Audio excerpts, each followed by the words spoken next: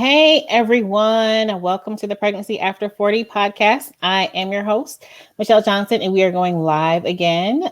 Today is Monday, December 21st, and we are being joined by home midwife, Cheryl Furer.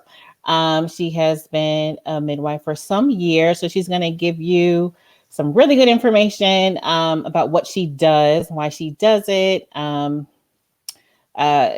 experience in home births, and then give you some information about the home birth versus the hospital birth. She's going to talk about some early pregnancy tips. We're going to go over some common pregnancy woes that a lot of us experience. We're also going to talk about pregnancy testing for women over 40, which is a huge topic in the group. So Cheryl, thank you for joining us today. Thank you so much for having me. I'm really glad to be here with the Pregnancy Over 40 crowd. I just turned 40 this year, so I may be joining very soon. Awesome. As a member, not as a midwife. So okay, well, there's plenty of women here, so you're be welcome with open arms. Absolutely. So first we're going to start off. Just if you can just tell everyone a little bit about your background, how you got into home births and home births as a midwife. Thanks. So I went to college later in life. I knew that going to college right after high school was not going to be worth the time and money. And so I went out on my own and did a lot of self-studying, really researching topics that I was really interested in. And I found homeopathy. So homeopathy, if you've ever been to the health food store, they're these little blue vials. They have like weird names on them. They're just like little pellets. So people are like, what is this? But it's a very gentle form of medicine. It was founded in Germany in the 1700s. And it really intrigued me. So I decided to go to school for it. I took a formal program for homeopathy. And when I was in that program, I realized that it would be a really hard go to only be a homeopath, because like not only would I have to like tell you all about what homeopathy is, I would also have to then convince you to like hire me as your homeopath. And I was just like, wow, that sounds like a really difficult business model to like sustain. And so what I decided to do is I just like let it up to the universe. Like becoming a naturopath would have been a very easy path for me to go, because I was already self-studied in nutrition and herbs and supplements. I was working at a health food store. It all like integrated really well. But there weren't any naturopathic schools near me. I thought about maybe going and becoming a doctor, and I was kind of like, oh, do I really want to go that route? That seems like, I'm a little older. Do I want to do that? Mm-hmm. And so I was in study group, and a loud, strong voice in my head said, you should do this with midwifery. And I was kind of like, are you talking to me? What? Who, me? And when intuition hits you that hard and that loud and clear, it's really difficult to ignore it. So I started looking into midwifery schools. I found one that would work like where I lived. It was a distance learning model. And I enrolled. So I enrolled in September of 2010, and I went to my first birth in January of 2011. So I just like was like, okay, universe, like you said so, I'm going to do it. And I really found that midwifery combined all of the things I was really interested in. So dealing with the physical, the nutrition, the supplements, the herbs, growing a baby, the physiology of that is awesome. I love it. I just love thinking about it. Like, if you ever want to like dive into a conversation about fetal circulation, I'm down. I love that kind of stuff. Wow.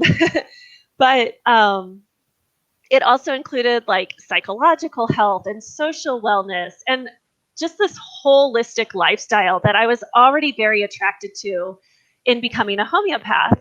And so it was not an easy path, but it definitely was the right path for me. And I graduated in 2014 and started my practice, and I'm a practicing midwife now. Okay, that's awesome. So, okay, I had my first daughter when I was 25. She's now 18, and I had actually a midwife at the time. I went to a doctor's office that just offered two midwives on staff. So I chose a midwife because I just kind of at the time I wanted to be as natural as possible, but I wanted to have the option of more intervention if needed. At the time, I did not know anything and had not heard anything about a doula. So, can you tell us a little bit about the difference between a midwife and a doula? Sure. That's so awesome that you had a midwife. I'm like, oh, that makes me so happy. 18 years ago, that wasn't super Mhm. common. So that's just over the moon.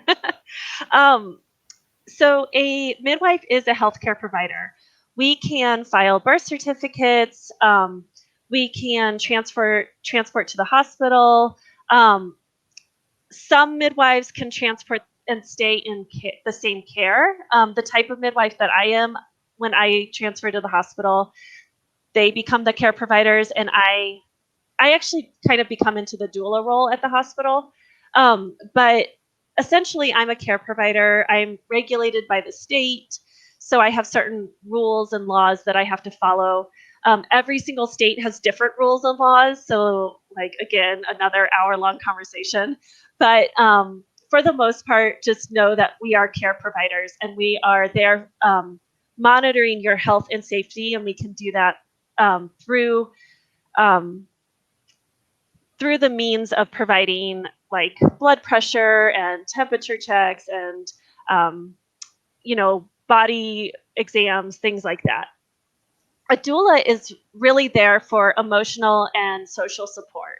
Doulas are amazing. I love them. And so, anyone planning, definitely hospital birth, yes to a birth center birth, talk to your midwife for a home birth, but like you'll not regret it, essentially.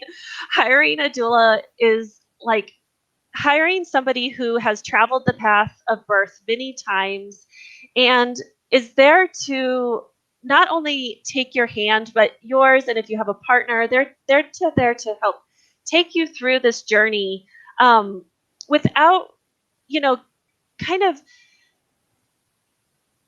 overstepping like that boundary of like providing medical care. So, your doula is not there to check your blood pressure, whereas your midwife's going to make sure that your vitals and your baby's sounding good and you're progressing appropriately. Your doula is there to hold your hand, breathe with you for every contraction, help your partner, make sure that they're supported in all the ways that they need.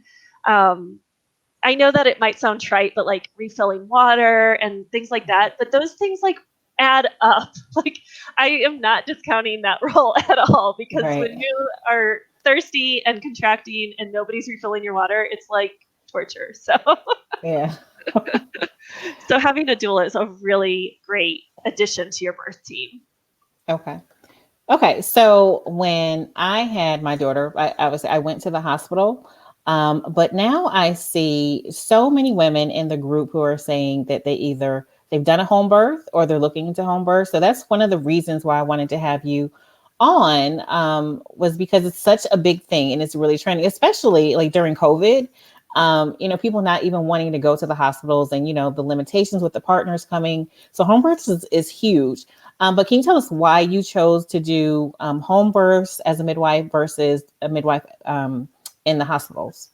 hmm So when I decided to become a midwife, I really thoroughly researched all of my choices, which included becoming a certified nurse midwife. And in that case, I would have likely been able to practice in the hospital.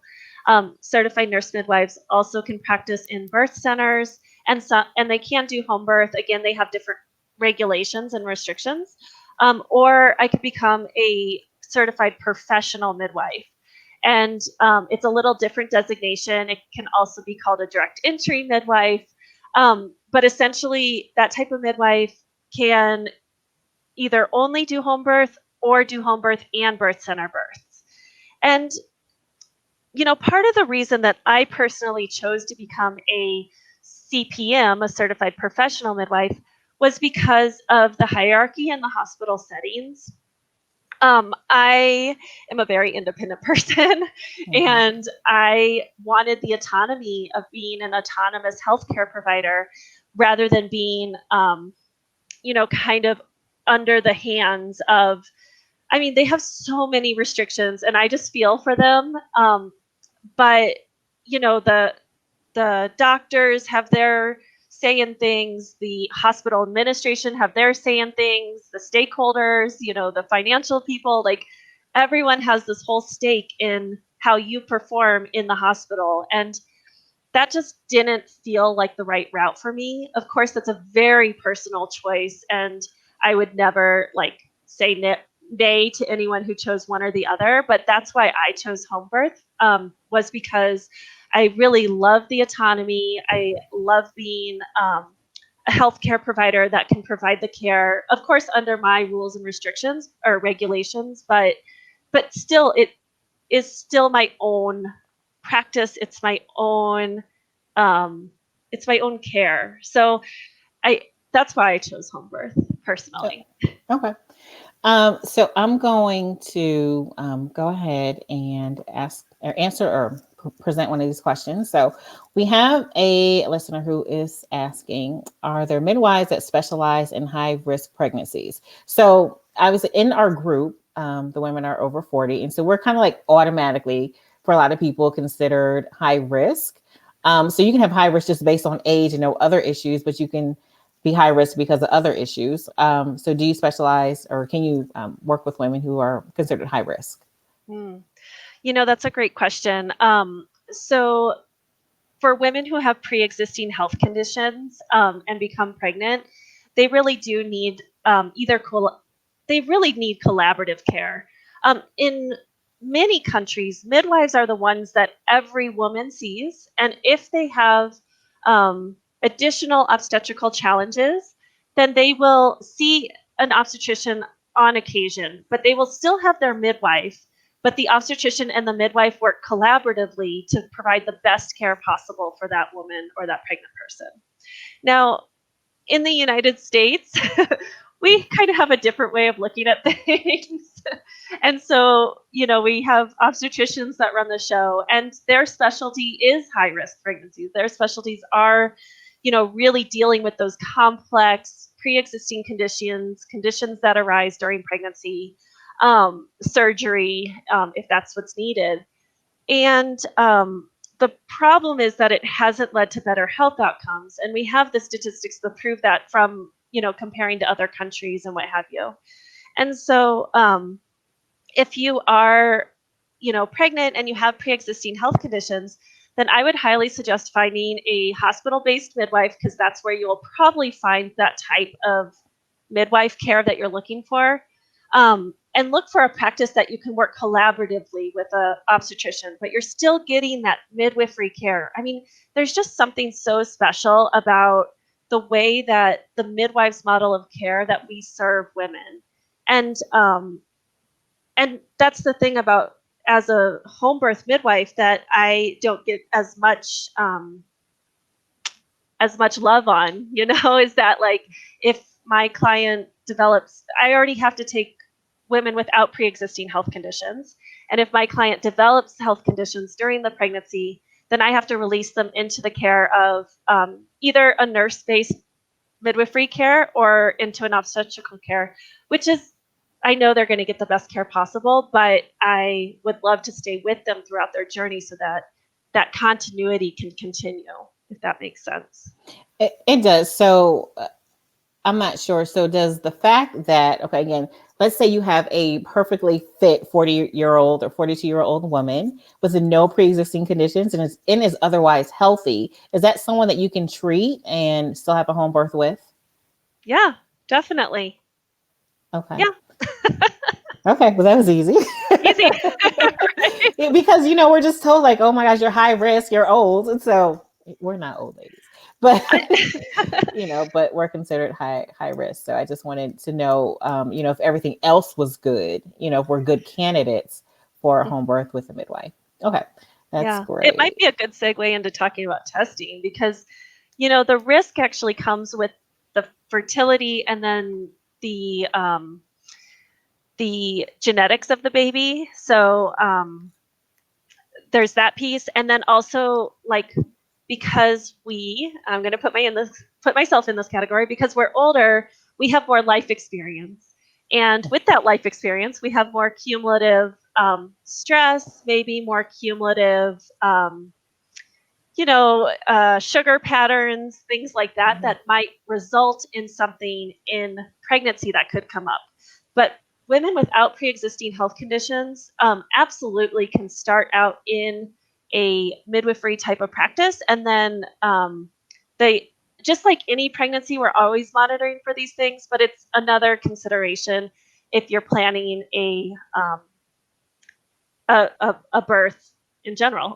It's just a consideration that should be like created some awareness around that, because we have more life experience, we have more accumulated stress, which can lead to hypertension. We have Mhm. maybe different sugar patterns, which could lead to gestational diabetes. And so those are things that we really need to pay more attention to.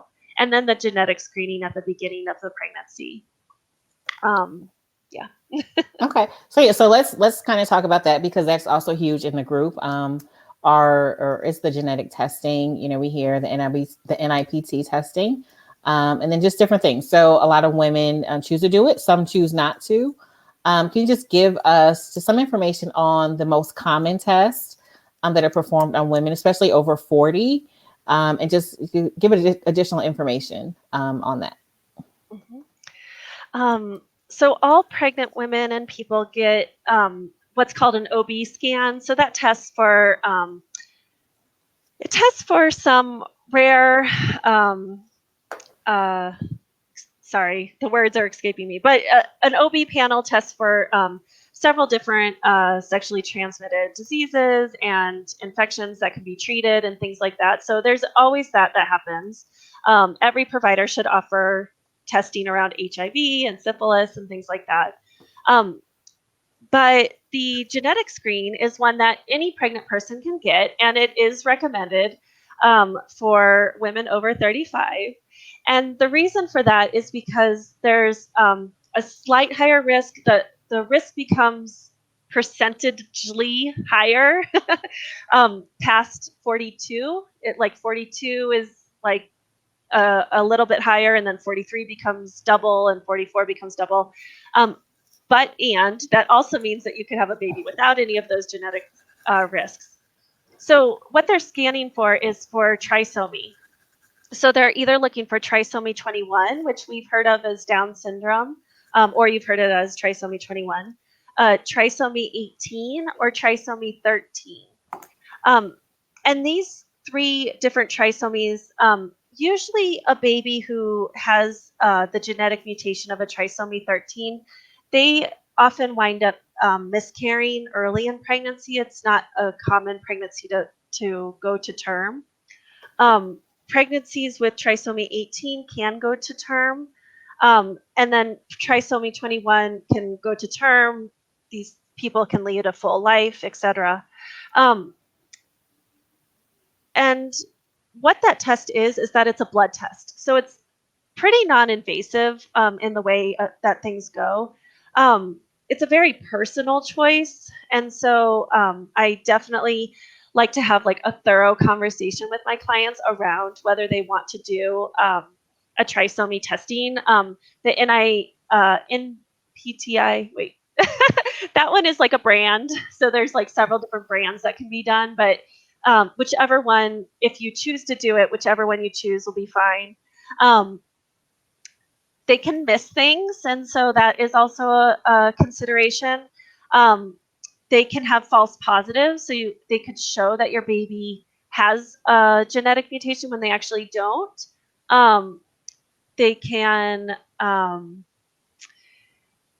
and like I said, it's a pretty non-invasive test. But what it's doing is looking for the fetal DNA inside of the maternal bloodstream, and I have seen it where it missed a trisomy 18 because it was a mosaic, which if you want me to explain that a little bit more, I can, but um, drop it in the chat log if you want me to explain that more, what a mosaic is. But it's basically that you get a blood test and you can find out whether your baby has one of these potential trisomies. And if they do, then you probably need to get further testing, which is a higher level of care than at the midwife's office.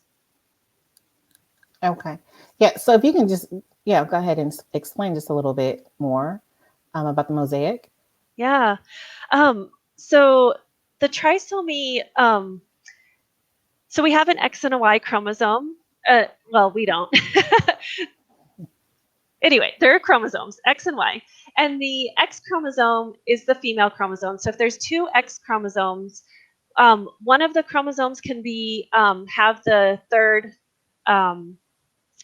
they can have the third chromosome on it, and the other X can have it without the chromosome. And so for baby girls, they can miss a trisomy, usually 21 or 18. Like I said, 13s don't usually make it past the first trimester, but a trisomy 18 or a trisomy 21 can be missed by that test because of that second X chromosome. So one of the X chromosomes develops normally, and the second X chromosome develops with that third trisomy attached to that number, attached to that level. Okay. So yeah, Okay. that's what the mosaic is that it's like half and half for little girls. Okay. Um, so let's go on to when you start caring for patients and from when you start and then how long you stay there. Is it throughout pregnancy and how long after birth? If you're there after birth, how long you're there after birth. So when does your care start for a patient? Mm-hmm. It's pretty traditional. So anytime in the first trimester, I have had clients hire me after the first trimester, and that works fine as well. Sometimes you don't know where you want to give birth, or maybe if you were getting some fertility treatments or something and you just wanted to stay with that care provider in the first trimester, that works totally fine. And then you can move into midwifery care after that. Um, so anytime in the first trimester, I've even known a midwife to be hired the day that their client gave birth. We don't Wow. usually suggest that. We like to develop a relationship, but it could happen. um, and then we're there for the labor and the birth. We usually join our clients when they're more in an active labor pattern, which we're in like constant communication during that whole time. And then after the birth, we stay for usually about 4 hours. It can range, sometimes maybe as little as 3, sometimes as much as 6. It sort of depends on what is left to do. We clean up, we leave your house as clean or cleaner than we got there. And then we come back and visit you. In my practice, I see you for the first 2 weeks. That's pretty standard, but some midwifery practices might be a little different. But I see you in your home for the first 2 weeks. And then you come back to my practice for the 6-week visit. And I do something a little different than a lot of midwives do, but I also see my clients through the first year of pregnancy. So I see them at their 12-week visit, their 24-week visit, and a 48-week visit. And the reason I do that is because having a baby changes everything. I know that's cliche, but it does. Mm-hmm. And I want to make sure that you have a healthcare provider that you can go to should anything arise in that first year. And, I think that any midwife, even if their care usually ends at 6 weeks, if you called them, 6 months later with any concerns, they would be happy to talk you through that. Um, and also, I really like to leave that door open and to like make another appointment to see you again. So it's only 3 extra visits, but I think it really makes a huge difference in that postpartum year of adjustment. Like it's a huge adjustment. So Mm-hmm. I like to do that. We'll talk about that a little bit later, that adjustment period. Yeah. But what I wanted to know was because I've never had a home birth, but are home births, the ones that you do, are they bath? Are they in the bath or are they not in the bath? And what's the difference as far as delivery and labor for the woman? Mm. It's wherever she chooses, really. So it can be in the water. It can be we have like an inflatable birth tub that we'll bring with us. But some people have like big bathtubs and they're fine in there. Um, it can be on their bed. It can be in the shower. It can be in the hallway on the way to somewhere. Okay. It's the really nice thing about midwifery, and I kind of want to mention this earlier, but and home birth, which again I'm a little biased, so like bear with me. But one of the really great things about home birth is that as your care provider, we're coming into your space. And so we have a lot of humbleness and reverence around you and your energy and your space. When I was in my training, I did training at a birth center and at home. And we were literally the exact same people going from a home birth or to the birth center. But in the birth center, there was just a different energy. It's like, okay, you're in our space. Here's where we keep our things. This is where you can do your thing. You can store this stuff over here. Like, instead of like when we would walk into somebody else's home, we were like, okay, they have all their things where they want them. We're just coming in to like make sure everyone's well and to have this baby, like it's just such a different energy. And I hope I'm explaining that in like well enough, but Okay, I understand. But there is something I do want to ask you because it never occurred to me until I heard someone say, I don't know, a while ago, but when giving birth, when we go to a hospital, we're laying on a bed and we're like pushing, which could sometimes delay birth. Whereas opposed, I've heard someone say, or I've seen it, like women giving birth, like standing up, and it being so much easier. Is that an actual thing? Like, do you suggest that, or is it just kind of up to the woman as well? Do you want to do it laying down? Do you want to do it standing up, or have you found that it's easier to do it like while you're standing up or in a squat position to actually deliver and give birth? yeah, I think again we're following the woman's lead. We're following that birthing person's lead, and so a lot of people really love either squatting, hands and knees, or like a kind of semi standing, sort of hunched over Mm-hmm. position. And it really does help. It makes the descent of the baby come down. Um, I wouldn't say easier. It's all intense. It's all really hard, Mm-hmm. but it does change the efforts. But if a client has full range of motion, able to do whatever they want, and they wind up on their back and they're pushing and their baby comes out, that's fine. um, and often I see people choosing more of a hands and knees or even a sideline position.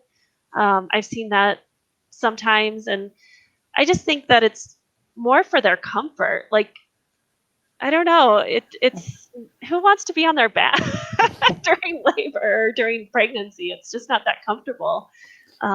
And so hands and knees, you kind of have your body under you, like you can really Mm-hmm. like get a hold of things on hands and knees to get your baby out because you need that energy. Well, that's why I asked because it never occurred to me that I would do anything other than laying on my back because it was not presented to me. Do you actually present those options to women? Like, hey, you can definitely do it on your back, but you also can do it this way because now it makes total sense. Like, yeah, it might be just easier just for the babies to kind of just slip on out down here. But do you present those options to women? Because again, like some we just don't know, and especially even Yeah. if you're a first time mom over 40, you don't know. And like I said, you know what you've seen pretty much, and it's not even brought to your attention. And most of the common like media and everything is all on the back. Mm-hmm. And that was really created for the ergonomics of the obstetrician for them to be able to really see everything. If you look at some of the older paintings and older pictures of birthing women, they were usually like on a stool or standing or, attended by other women. Um, and so, yeah, I definitely give them those options. I love having conversations about it.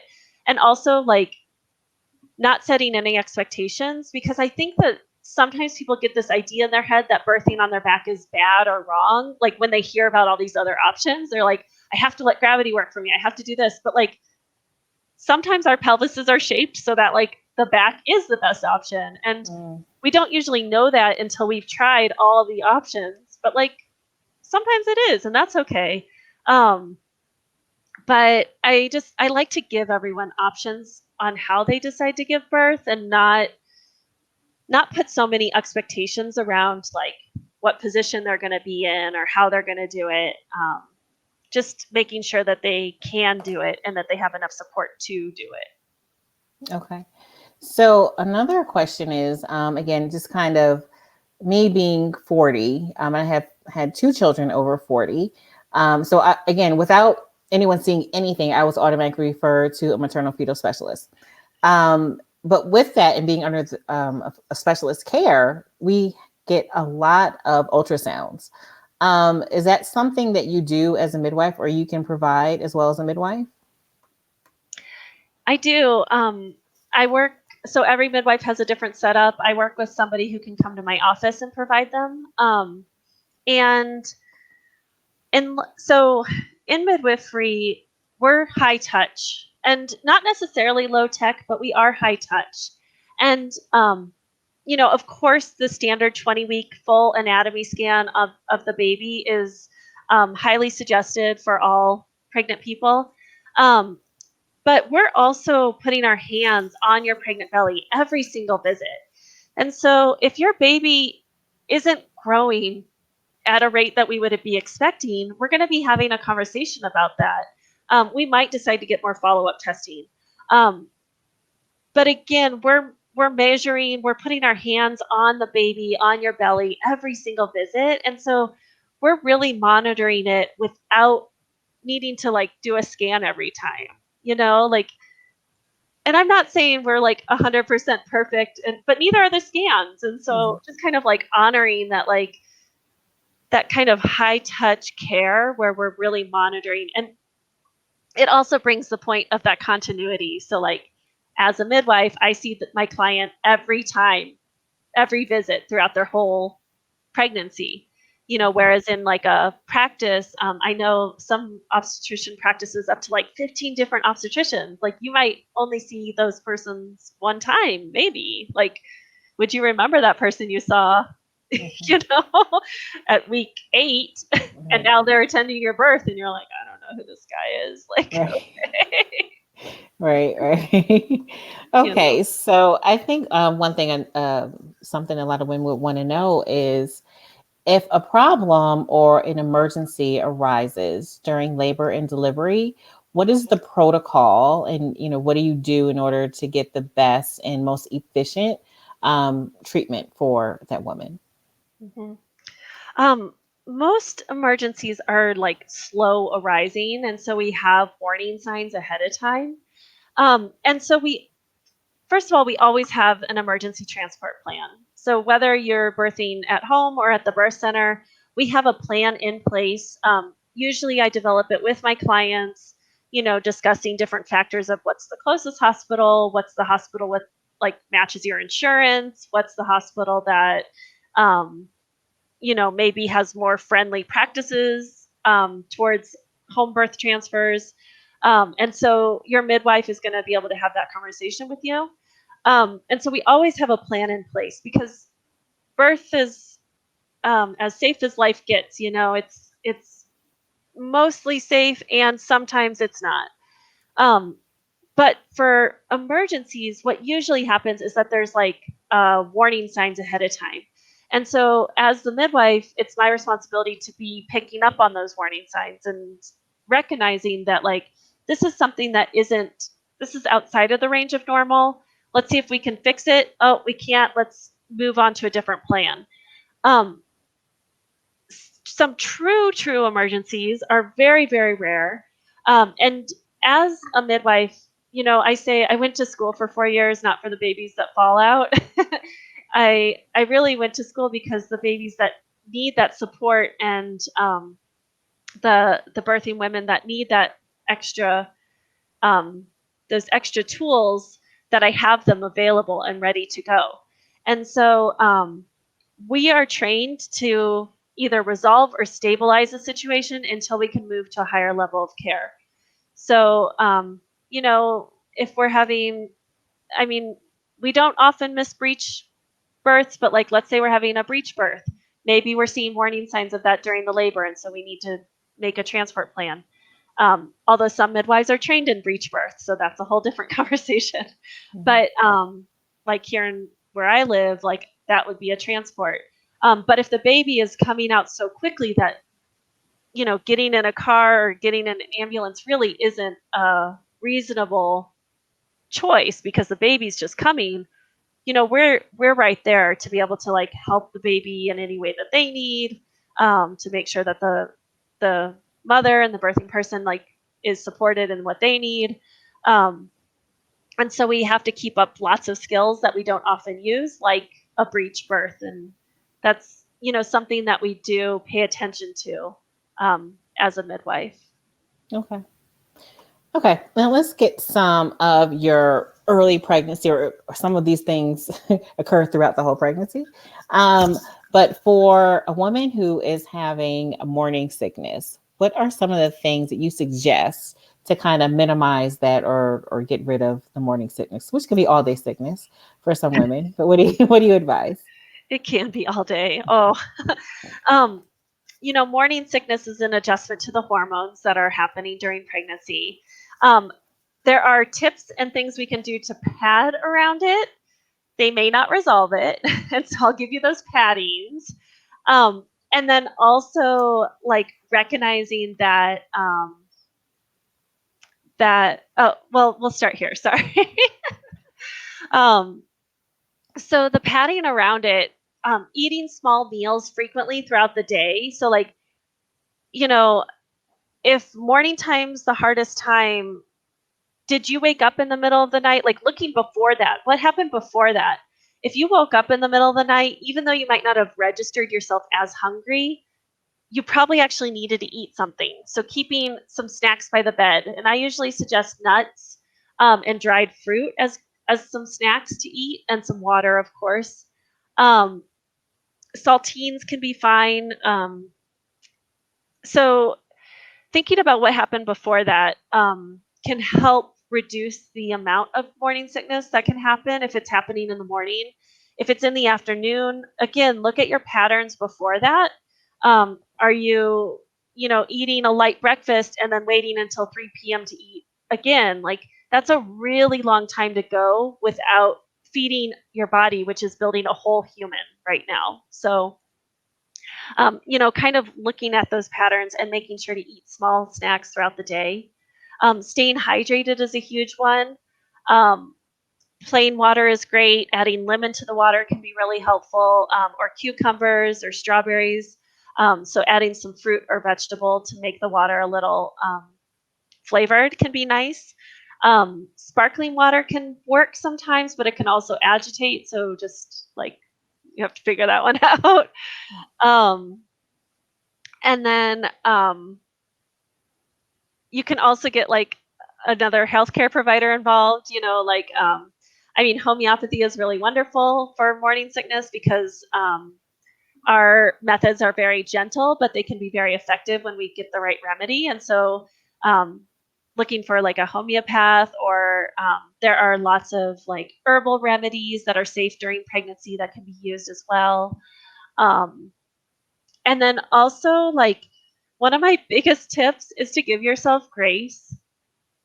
And the reason I give that as one of my biggest tips is because the first trimester, in my opinion, is all about coping. Hopefully, you've been healthy and you've been fortifying yourself pre pregnancy, and that first trimester will not make or break the rest of your trimester. If you are surviving on saltines and jelly beans, like, give yourself grace. It will be okay, and you will be able to take like a B vitamin again at some point. Like, if that's what you need to do to get through it, it will be okay. um, that's my biggest thing. Some other tools that you can use. There are people that will like services that provide like IV therapy that will come to your home and give you like fluids, which I'm like, that's amazing. Wow. And they will put like B vitamins in there and minerals. And again, just like a liter of fluids can make or break your day. Like it can be a life changer.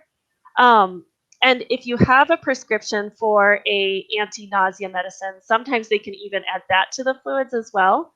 And you know, I've had clients who have had hyperemesis, it is not something that is tolerable. I, again, just have a lot of acceptance and grace for if we need to get a prescription for anti-nausea medicine because it's that extreme, like not able to keep down fluids, not able to keep down foods, nauseous, unable to really like function, like let's at least like support you in some way. And that's when prescriptions can really be a good help. Gotcha.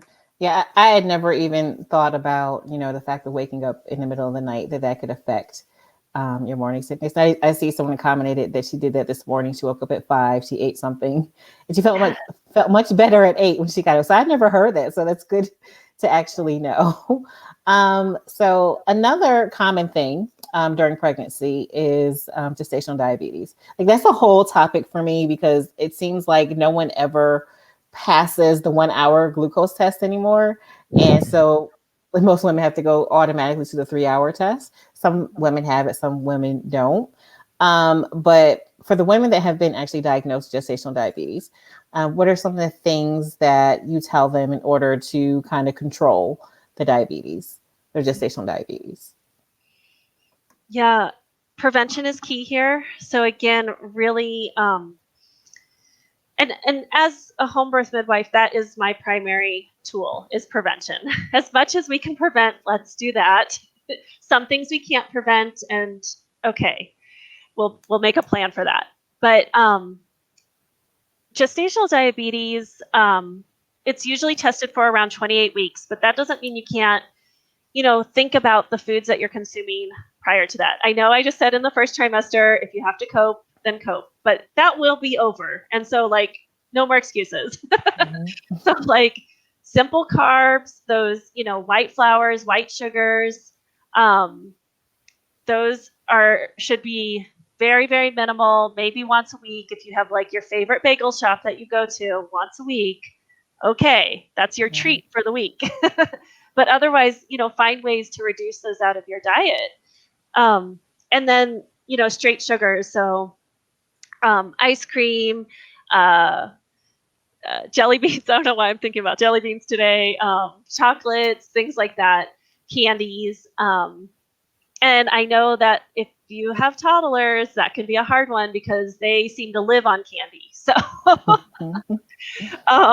so just really paying attention to like, how much actually am I eating throughout the week? Like, sometimes keeping a food diary early on in pregnancy can be a real help because then you sort of see to recognize your patterns.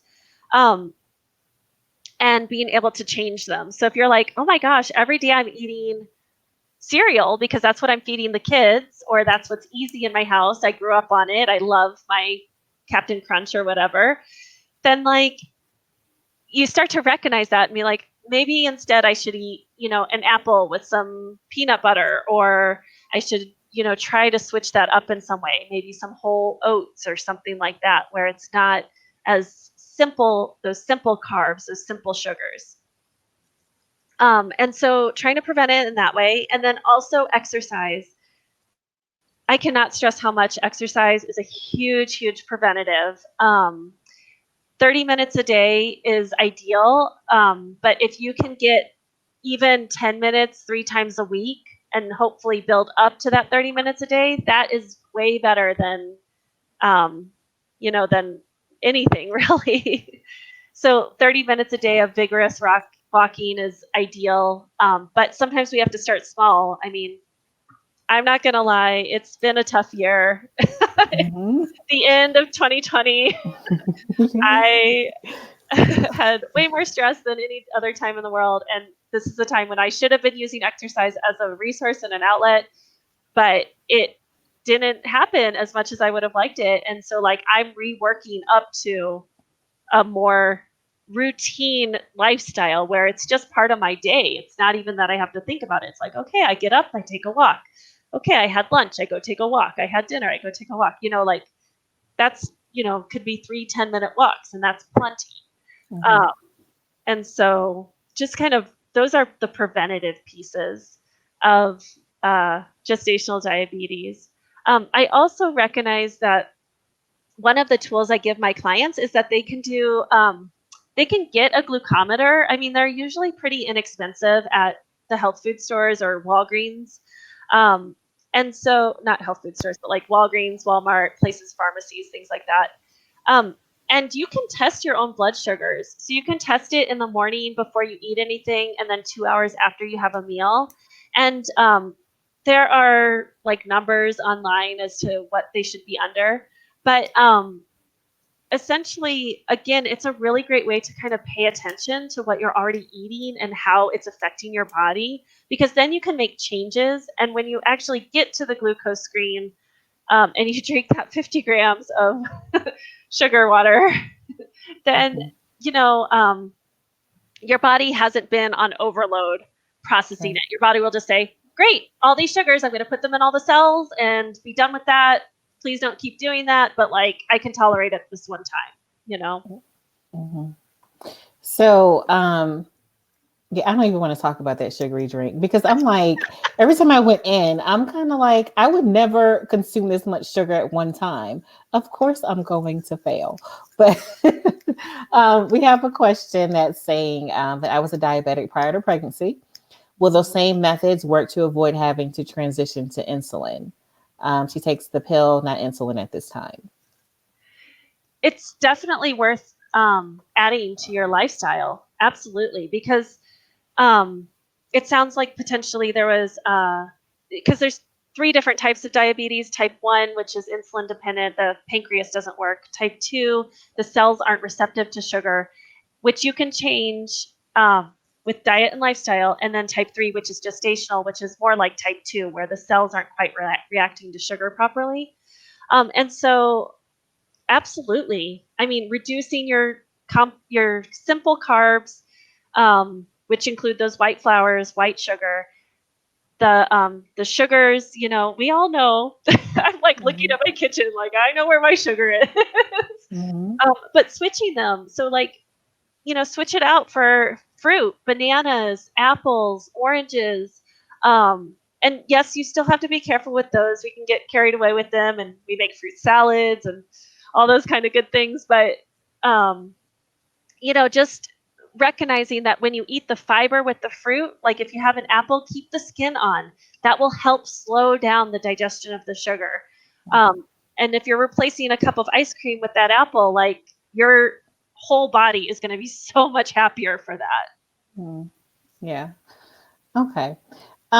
So earlier you mentioned something, so I'm going to kind of go back to what you said earlier, but you said after birth, you visit with women an additional 3 times. That's just to kind of check up on them. And what you said was, you know, having a baby changes your life. Like, yes, everyone says that, but you don't really know exactly what it's going to be until it happens. So, and I know we kind of communicated about, you know, women, especially at our age, especially if we had careers or have careers and transitioning into having a baby and how that so totally affects our lives. How do you, or what do you say to women who are in that demographic? Again, used to it just being them working on the career, and you know now they have a baby. What kind of stresses do you see, and what do you tell women? Mm-hmm.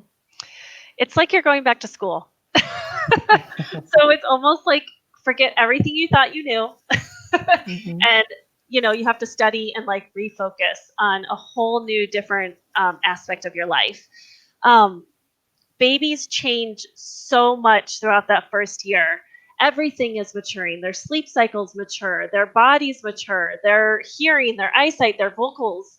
Everything changes throughout that first year. So that first year can feel like there's spaces where it feels very grounded and stable, and there are spaces where it just feels like nothing is ever going to come together. And like I said, that's why I love seeing my clients through the first year, because it doesn't seem until like 9 months, until that 1 year visit when I see them again, that things are sort of like, okay, I think I got that. And so if you're a first time mom, a first time client looking for birth, and you've had a full life, you've had a full career, maybe you're like making it happen, like you're doing all the things,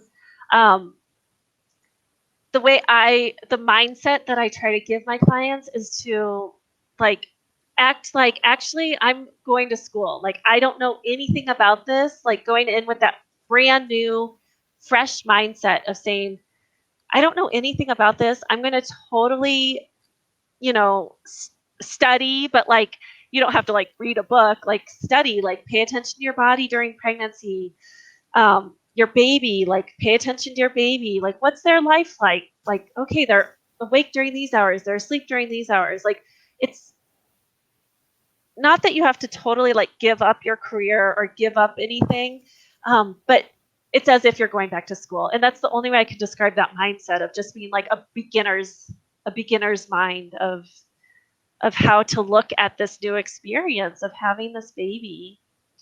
It's so Okay. rewarding. It's so rewarding.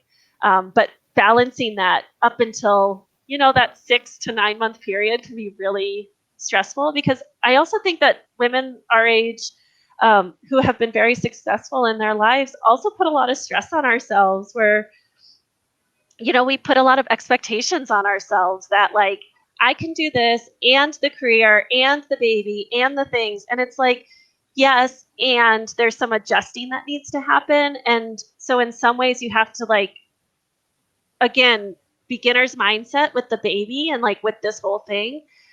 And then kind of, okay, I can kind of see how I can integrate, the needs of this baby, my personal needs, because I just had a pregnancy and like did all these things and a birth and postpartum, and then moving into that transition of reintegrating.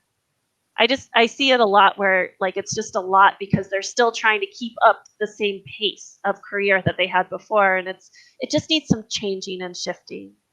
Mhm. So one of the biggest things, obviously, and I'm sure you see it at 6 months, I'm sorry, 6 weeks checkup, is that women are sleep deprived. Do you have any tips or suggestions for women on how to, just cope with the sleep deprivation and maybe how to, get more sleep? Is there any advice that you give to your clients or patients? It's such a paradox because you have this brand new baby and you just want to like stare at them all day long, but you're exhausted. Mhm. or even the so like you have this brand new baby, and we it's normal to have worries um and some anxiety that can be really normal. And so, just staring at the baby and watching them, can be a kind of normal activity for new parents. My midwife that I trained me said, they're better than TV. Like you could just watch them all day long. Um, and so, we really, some pieces of advice that I give my clients are to rest. And so, even without that expectation that I'm going to go to sleep now, just saying, I'm going to rest now. And whatever that looks like, if that means, on the couch, or if that means in your bed, in a recliner, whatever space you need to do that in, you know, get in a horizontal position and just breathe and rest. And if you fall asleep, awesome, because you need it. And if not, then at least you're slowing down enough that you can, listen to your breath, pause your day, pause. It's busy to have a baby. They're busy little people. Even if they're Mhm. sleeping all the time, they're still busy. I don't know how that works, but it's like a paradox. And so, again, slowing down and resting. Um, with all of my clients, I really work on making sure they have appropriate postpartum support. And so, whether that's from their partner or from outside help, I really want to make sure that they are being fed and hydrated, and somebody's paying attention to that. Like, I know those are like basic needs, but like, it's better if somebody else can like be like, oh, like you don't have water. Like, let me make sure to go get you some more water. Or like, I'm cooking breakfast. Let me cook us breakfast. Like just making sure that the now postpartum mom or person is like has all of their needs being taken care of, so that they can really focus on healing themselves and also taking care of this brand new life. Yeah. So it wasn't until a few months ago, and this is a podcast that we have already that's been uploaded, that there are postpartum doulas. Like I had no idea what that was, and I remember her saying that I was like, "Well, what does the postpartum doula do?" And that's different from a nanny. And she was like, "She does whatever I need her to do for me." And so, because she was just totally stressed, and she, had postpartum depression, and I just thought that was like, wow, that's a great resource. So I think that we don't have the conversation enough that when we have a baby, we really do need to recover and we need help. And, for some women, when you're used to being a superwoman, you think that you can do it all, and you can't, because you would totally stress yourself out. And you need to be there for the baby. Mhm. So, I think it's great that you check up on your patients and you have a plan, just to make sure that someone is there, afterwards, because that's hard. People think it's over, after we, give birth, but it's so not. So that's a great service that you provide. So, Cheryl, thank you so much for coming on and giving your tips and advice. If you would just let the listeners know where they can find you, on your website, social media, and where they can learn more about you. Oh, thank you. I love this conversation. I I love these conversations. My social media is Experience Midwifery. So you can find me on Facebook or Instagram. I also have experiencemidwifery.com and .net, but go to .com. I'm still building the .net site. Um, and it's Experience Midwifery across all boards. Okay, great. And I will also include your information in the show notes when we release the podcast. So again, thank you so much for joining us this evening, and I hope to be in touch with you. And hopefully we'll see you in the group I after know. 40, and you can give all the wealth of your information, which you all can benefit from. So again, thank you so much for joining us, and we'll be in touch with you. Oh, thank you so much for having me. All right, bye bye.